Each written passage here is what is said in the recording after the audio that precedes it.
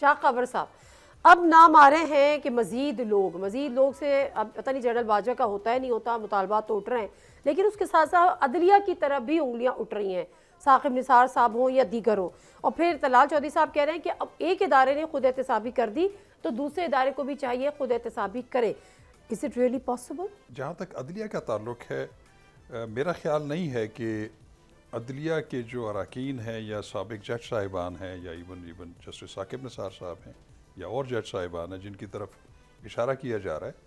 تو ایسا کوئی میکینزم عدلیہ کے اندر موجود نہیں ہے کہ وہ جج صاحبان، میں بتاتا ہوں، جو جج صاحبان ریٹائر ہو گئے ہیں ان کو کبھی بھی پروسیڈ نہیں کیا جا سکتا. دیکھیں اس کے لیے آرٹیکل 209 ہے، سپریم جوڈیشل کونسل ہے.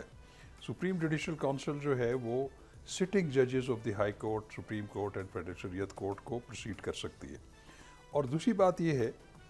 کہ اگر کسی کی ججمنٹ سے کسی کو اختلاف ہے اور وہ اس سے ڈس ایگریمنٹ میں ہیں اور وہ ججز اب نہیں ہیں وہاں پہ، تو ان کے خلاف ان کی ججمنٹس کی وجہ سے بھی ان کو کبھی بھی اکاؤنٹیبل نہیں کیا جا سکتا، ان کو اکاؤنٹیبلٹی کے لیے ایکسپوز نہیں کیا جا سکتا. تو اب دیکھنا یہ ہے کہ جن ججز کا یہ نام لے رہے ہیں کیا انہوں نے اپنے جو ہے انکمبنسی ایز اے جج آف دی سپیریئر کورٹ، اگر انہوں نے کوئی ایسا کام کیا ہے یا ان کے خلاف ایسا ارریفیوٹیبل ایلیگیشن ہے کہ انہوں نے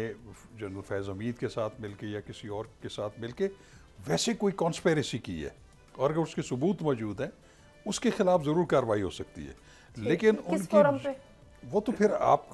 کسی بھی آپ ایف آئی اے بھی کر سکتی ہے، پولیس بھی کر سکتی ہے، لیکن گورنمنٹ کو انیشیٹ کرنی ہوگی. لیکن وہ تب کہ ان کے خلاف کوئی ایسا ثبوت ہو کہ انہوں نے اپنے